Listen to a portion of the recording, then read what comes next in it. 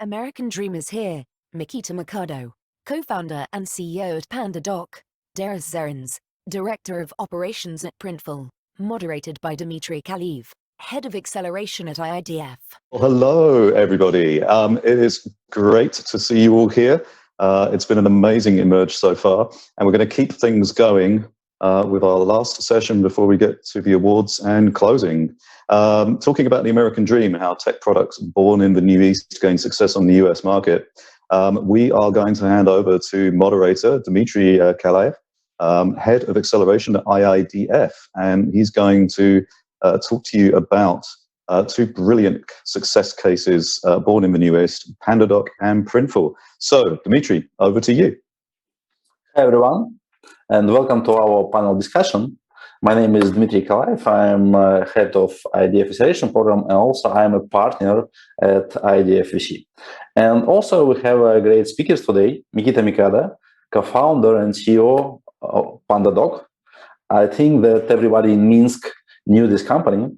And DAIRIS ZARINS, Director of Operations, Printful, and I think that everybody in Riga knew this company. A few words about IIDF before we will start. We are the most active early stage VC in Russia. We invested in about 400 startups and made more than 35 exits so far. We believe that the potential of founders, Russian-speaking founders, is underestimated. And our mission is to help them to get international success. And we invest at seed and Series 8 stages. Our average ticket range between $100,000 and $3 million for one company. And back to our guests, we talk about PandaDoc and Printful experience. This is different companies with different products and business approach, but both companies are quite successful on the US market and around the world.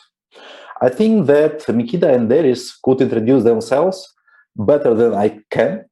And let's start from MIKITA. Everybody in Minsk new company, but I think that startups is always new audience, and maybe somebody don't know your story. MIKITA, just a few words. My name is MIKITA. Thank you, DMITRY. I'm the CEO of PandaDoc. PandaDoc takes work out of document workflows.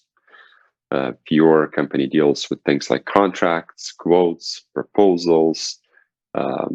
We've got the right solution for that type of scenarios.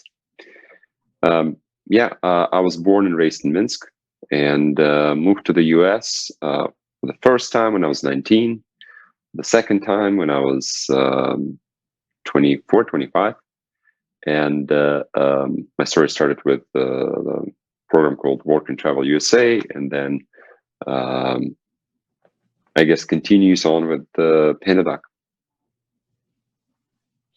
Okay, and a few words about the company, the size, revenue, sure. Capitalization, something like that.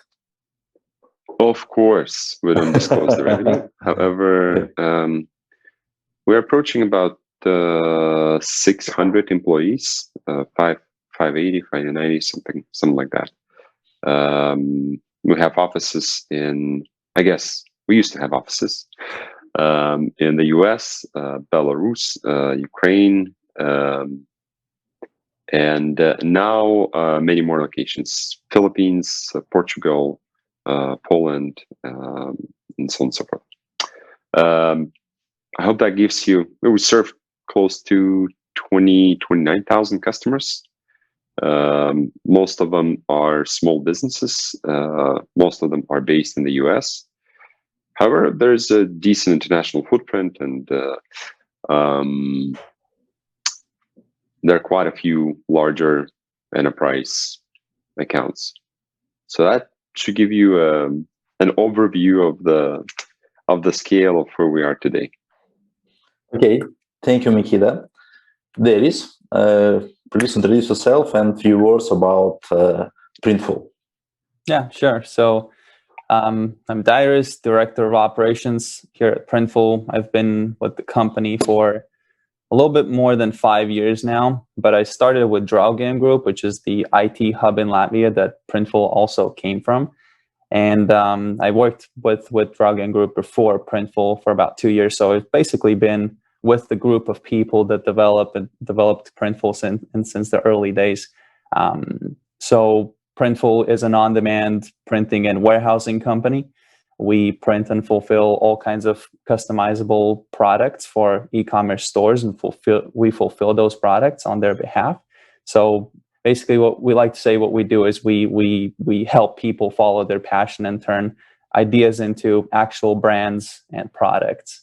Printful was started in 2013, but it came from a very simple idea, I would say. It was called Startup Vitamins at the time. And that business idea was to sell motivational posters with inspirational quotes from business and thought leaders. At the time, we as a company in Latvia were moving offices, and we were looking for nice, well-designed posters to put on our walls to decorate the space and also to motivate our employees, our team members. And that was the original idea. And one of the founders of Draugen Group at the time had moved to California. And so when they started that business, they were initially looking for a company that would be able to do the fulfillment of those posters, but couldn't find a site that would have integrations, that would have technology in the background. So it was very difficult. There were options that existed, but it was very hard. It was very clunky and manual. And so that's where the idea of Printful came from. It was basically, scratching our own itch. And that was also the light bulb moment. If we have this challenge of fulfilling these products, then there must be other e-commerce companies that have the exact same challenge. And the founders were absolutely right, because very, very quickly, when they started Printful, it took over the sales of Startup Vitamins, and we started focusing a lot more on Printful rather than on Startup Vitamins. Startup Vitamins still exists as a company. You can still shop our posters online, but obviously the main focus, everything is on Printful right now, and fulfilling products on demand for other e-commerce stores that have basically similar challenge that we experienced back in the day. Mm-hmm. Okay, DAIRIS.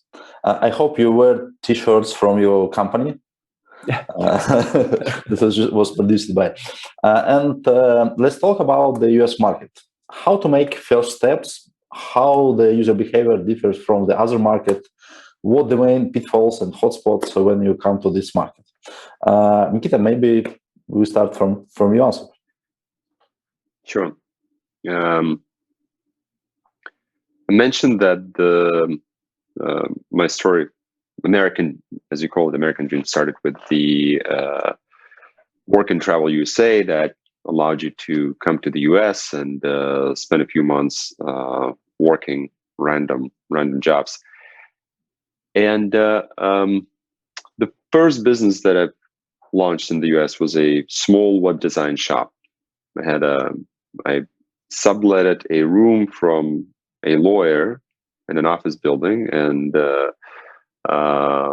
posted ads on Craigslist, which I guess in Belarus that would be an onliner type of version, and did some search engine optimization and started, driving some business that way. So getting into market and getting clients for that type of business was completely different compared to the way we found first customers for PandaDoc. And that would be completely different for a business from another industry. US market is vast. It is very, very, very big. There's not, as we say here, there's no one way to skin the cat. There are multiple ways in which you can go to market, and depending on your business, there may or may not be the right approach. But go to market for a lot of companies, go to market strategies. One of the it could be one of the moats, one of the unfair competitive advantages. So it's really hard to, frankly, say, oh, well, if you want to enter the US market, you got to do this. It all depends. It all depends on one's business. One thing I'd say though is the United States market that's the biggest market that's out there. It's huge, and there are a lot of opportunities. Your answer is that there is no silver bullet, but no the market is very big. You can shoot many times. Mm. Oh, for sure. Yeah. Okay, DAIRIS, maybe you have something to add. Yeah, I can definitely second what MIKITA said about the size of the market. I think that, you know, that's if we had started Printful only in Latvia and we kept it local, it would probably be able to be exist as a functional business. But the size of the market here in the U.S. and the fact that it is an English-speaking market with the number of people that live in the U.S.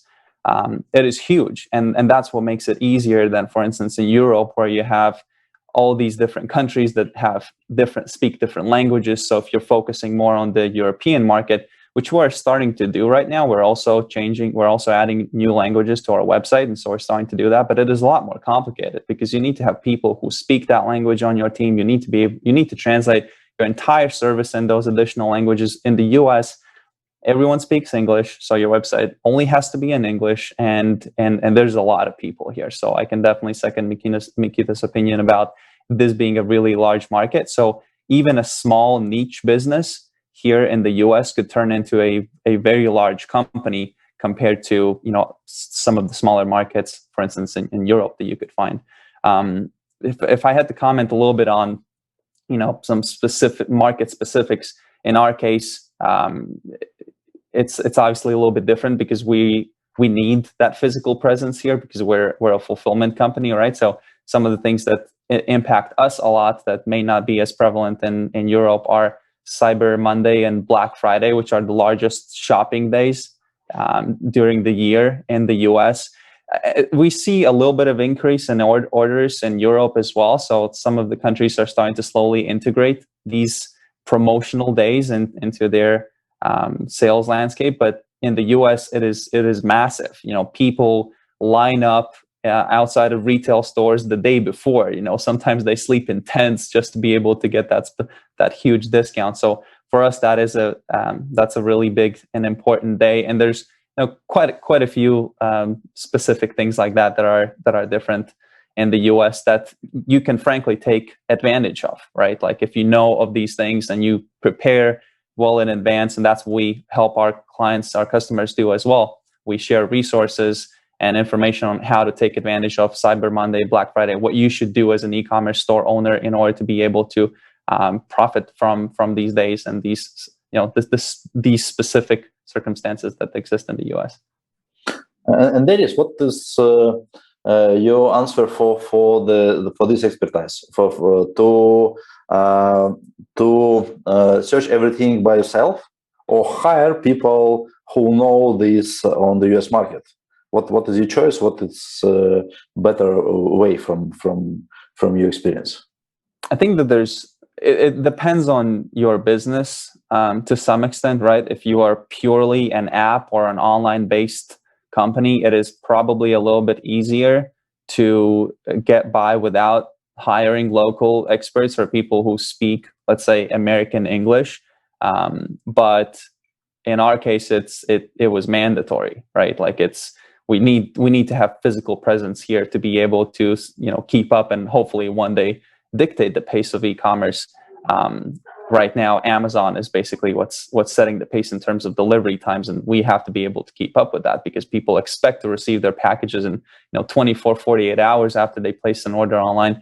But when it comes to other parts of the business, I would say in our experience, it has been very, very valuable to actually early on hire people also on our customer service team who speak American English, right? Someone who picks up the phone when a customer calls and has questions, they're able to answer in a language without an accent that is going to be, familiar to the customer who's making that phone call, and that adds credibility to your business, to your presence in the United States as well. So we've definitely worked with that. We've, early on we were hiring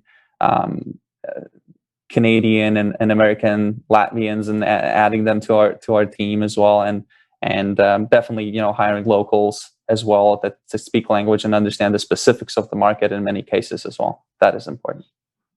Okay, thank you for your opinion. And every startup want to be unicorn. And one of the big questions is when is the right time to raise money from US investors? And actually, we have a different experience from PandaDoc and from Printful because DAIRIS companies still don't have any investors. And let's start from DAIRIS. Why you still profitable company? Why you don't attract investors? Well, is that there are multiple reasons, and that story could be longer. We probably don't have time to go into much detail here, but so yeah, the founders of Printful were able to originally fund the company through their businesses that they had already in Latvia. So it has been a profitable business since year one. So we've been able to self-sustain our growth, basically borrowing where we need to and reinvesting everything that the company makes back into the business to fuel our growth. And that has been sustainable as well, right? Like it's the value, the owners value equity quite highly as well. So we're not saying that we're never going to raise any money. And, frankly, recently we've become a lot more open to that idea. But up to this point, there hasn't really been a huge need to do so. So if you're able to retain, as an owner, if you're able to retain the equity in your company without attracting external funds, then that's definitely the way to go. But obviously for many businesses, that is not really an option. Printful. And you don't have pressure from competitors, and you don't need additional fuel for the fast growing. Well, in our business, again, is a little bit more different than most online companies, software-based companies, right? For us to be able to grow, we need to open fulfillment centers. We need to open new facilities. We need to open new factories, purchase equipment. It is but actually it costs more than online service. It costs money, but you have to be able to do that sustainably. It would have been incredibly difficult for us to open 5 facilities at the same time 3 years ago. We didn't have the systems, we didn't have the processes in place, we didn't have the expertise in place. Okay. We're nearing that situation where we have the processes, we have the standards, we have the policies, we have the people, so we're able to start growing a lot quicker from an operational capacity perspective. There's definitely more people out there who could use Printful services globally, but having that ability to sustain that growth is very important as well. So, what do you do with that money once you get it? 3 years ago, it would have been very difficult for us to spend it reasonably. Now we're getting closer to a situation where we would be more open to external funds as well because of that. Okay. Thank you, DAIRIS. MIKITA, what is your opinion? What's your experience? Actually, a completely different strategy. Why? Not that different, actually. Similar to Printful, we bootstrapped the business, got to break even, and thought, well, can we grow faster? What do we need to grow faster? One of the things we needed was money. So we raised our seed round. Actually got to break even again, and thought, what do we need to grow faster? What do we need to continue to grow? Raised a Series A. And then the decision to raise a Series A, the decision to raise a priced round, as they call them, is the decision that would probably set you on the path of trying to focus on growth versus profitability. And in our case, it made a lot of sense because we operate in a vast market. We don't have as much scaling constraints as a business that requires to open physical facilities. Like Darius, I applaud your job is really hard. Let's just put it that way, because like operationally, opening up physical facilities, fulfillment centers, it's just hard. In case of PandaDoc, like software and product is being fulfilled over the cloud, so it's easier for us to grow. It's slightly easier for us to scale. And when you play in a huge market, I mean, close to 29,000 companies use PandaDoc. There's no reason why 290,000 companies couldn't use PandaDoc. There's no reason why millions of companies could not use PandaDoc. I mean, most of the businesses out there send out some kind of contracts or forms or any other transactional documents. So yeah, so when that's the case, you keep asking yourself a question of, well, can we grow faster? Can we get bigger? Can we make more impact? And the things that my co-founder and I always wanted to accomplish, the kind of like the core values that we set for ourselves, were to make a positive impact, learn, and have fun on the journey. Like I guess the percentage of the ownership or the number of people at the table making decisions have never been very important considerations for us. So that that informed a lot of our decisions, and raising money was one of the decisions that we made as a result, I guess, of the values that we have. Okay, now we have just 2 or 3 minutes, and we have the question from our audience. I thought that we described this, but let's do it again. What is the magic about US market? Why it's so desired? Your opinion? It's huge. It's a huge market, and not like typically, especially if you're in software business, when you launch in the US market, you add Canada, Australia, UK, Ireland, South Africa, all together combined. We're talking about 500 million people, maybe more, that all have a very high average income. So it's a large market, like lots of people with a lot of money and a lot of opportunities. It's MIKITA, but why it works better from US? Why you not start from United Kingdom or Canada? Why the US is the first market? Well, we started online. We were sitting in a little office in Minsk and had a website that sold the product. So it's not really that we started in the US market. Yeah, we're like incorporated in Delaware and we had a US corporation, but that's what every software company does. And that is what makes sense from the future fundraising standpoint, from the corporate governance standpoint. It's the standard, right? Like if you want to go public at some point, like why would you incorporate in, I don't know, Ireland? That's going to cost you millions of dollars down the line to unwind all that beautiful stuff and transition to, again, to the standard. Okay. Unfortunately, we don't have any time. And the short answer, thank you, MIKITA. I completely agree with you.